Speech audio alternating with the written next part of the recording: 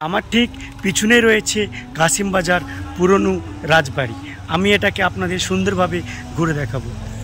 Hello guys, এখন আমরা এসেছি কাশিমবাজার রাজবাড়ি দেখতে। আমার সঙ্গে আছে বাবর এবং আমাদের দোস্ত আবুজার। তো আমরা সবাই মিলে চলে যাচ্ছি কাশিমবাজার রাজবাড়ি। সামনেই রয়েছে পুরনো রাজবাড়িতে এখন বর্তমানে আমরা আছি। দেখতে পাচ্ছেন আমরা পৌঁছে গেছি। এই যে এখন ভগ্নদশায় পড়ে আছে। পুরনো কালের বিবর্তনে হারিয়ে যাওয়া সেই মুর্শিদাবাদের ইতিহাসের খোঁজে। তো দেখতে পাচ্ছেন আমরা এখন এসে উপস্থিত হয়েছি কাশিমবাজার পুরনো রাজবাড়িতে। মুদির দোকানে থেকে রাজপরিবার প্রতিষ্ঠাতা করে এত বড় সাম্রাজ্য গঠন করা কিন্তু সহজ কাজ ছিল না। কান্তবাবুর পিতা রাধাকৃষ্ণ ছিলেন একজন মুদি ব্যবসায়ী। সেই সূত্রে ইংরেজ ডাচ সাহেব হেস্টিংয়ের সঙ্গে তাদের সম্পর্ক ছিল খুব ভালো। যখন 1756 সালে সিরাজদৌল্লা কাশিমবাজারে ইংরেজদের এই ঘাটে আক্রমণ করে, তখন মূলত এই কান্তবাবুই হেস্টিং সাহেবকে তার মুদির দোকানে লুকিয়ে রাখে। যদি কান্তবাবু সেদিন মুদির দোকানে লুকিয়ে না রাখতো, সিরাজ হয়তো হেস্টিংকে হত্যাই করে ফেলতো।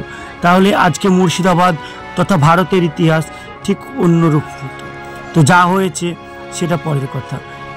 আমরা খুব দুঃখিত এই কারণে যে আমাদের ইতিহাস আজকে ভগ্নদশায় পড়ে আছে।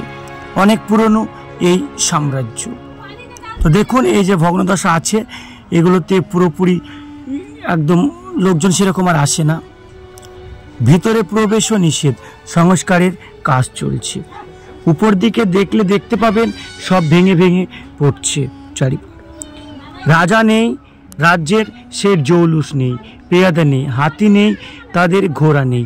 আর রয়ে গেছে সেই মৃতপ্রায় এই ভগ্ন প্রাসাদটি। এই প্রাসাদটি মূলত হাজার হাজার বাঙালির মৃত্যুর ওপর দাঁড়িয়ে।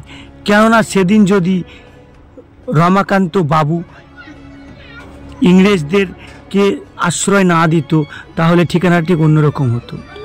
আর বাবর বলছে দেখুন এই যে পিলারগুলো, সেগুলো কত বড়। এই পিলারগুলো একজন এক সময় তৈরি করেছেন। ভগ্নদশায় পড়ে থাকা কাশিমবাজার পুরনো রাজবাড়ি। তো এখন আমরা কাশিমবাজারের ভিতরে রাজবাড়িতে প্রবেশ নিষেধ, তাই আমরা চলে যাব নতুন রাজবাড়ি দেখার জন্য। এরকমই জানা অজানা তথ্য আমরা আমাদের এই চ্যানেলে তুলে ধরি আপনাদের সামনে। আমাদের ভিডিও যদি আপনাদের ভালো লেগে থাকে তাহলে অবশ্যই লাইক, শেয়ার, কমেন্ট করবেন আর ফলো করবেন। ভালো থাকবেন, সুস্থ থাকবেন।